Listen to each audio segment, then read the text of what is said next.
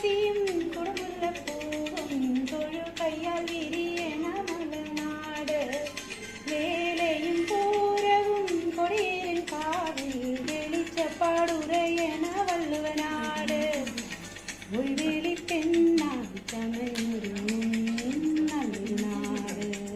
രഞ്ജിത നേരത്തെ ഒരു പാടിയ പാട്ട് രഞ്ജിതയുടെ സുഹൃത്തുക്കളൊക്കെ ഇപ്പോൾ സമൂഹ മാധ്യമങ്ങളിൽ പങ്കുവയ്ക്കുന്നുണ്ട്. നേരത്തെ പ്രേക്ഷകർ കണ്ടിരുന്നു ആ പാട്ട് പാടിയ ദൃശ്യങ്ങൾ.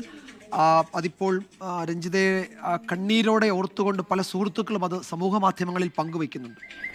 തുമ്പയും തുളസിയും കുടമുല്ലപ്പൂവും തൊഴു കയ്യാൽ വിരിയണ മലനാട് വേലയും പൂരവും കൊടിയേരിൻ കാവിൽ വെളിച്ചപ്പാടുരയണ വള്ളുവനാട് ഉൾവിളി പെണ്ണായി ചമഞ്ഞൊരുങ്ങും നല്ലൊരു നാട്.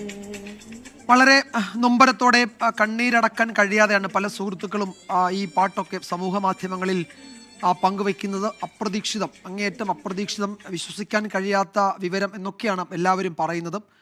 അവിടുത്തെ ആ വീട്ടിലെ കാഴ്ചകൾ ഒരു മിനിറ്റ് മാത്രമേ നമ്മൾ ആ കാഴ്ചകൾ കാണാൻ കഴിഞ്ഞുള്ളൂ. കാരണം നമ്മളുടെ ലൈവിനിടയിലാണ് ആ കുഞ്ഞുങ്ങൾ ആ വീട്ടിലേക്ക് വന്നത്. 2 മക്കളും സ്കൂളിൽ നിന്ന് വന്നത്. പിന്നീടും അവിടെ എന്താണ് ഉണ്ടായതെന്ന് ഒരു പക്ഷേ ഈ ഘട്ടത്തിൽ നമുക്കത് പറയാൻ കഴിയുന്നില്ല. ആ കാഴ്ചയിലേക്ക് ഒരിക്കൽ കൂടി പോകാനും കഴിയില്ല. അത്രത്തോളം ഹൃദയഭേദകമായിരുന്നു ആ വീട്ടിലെ കാഴ്ചകൾ.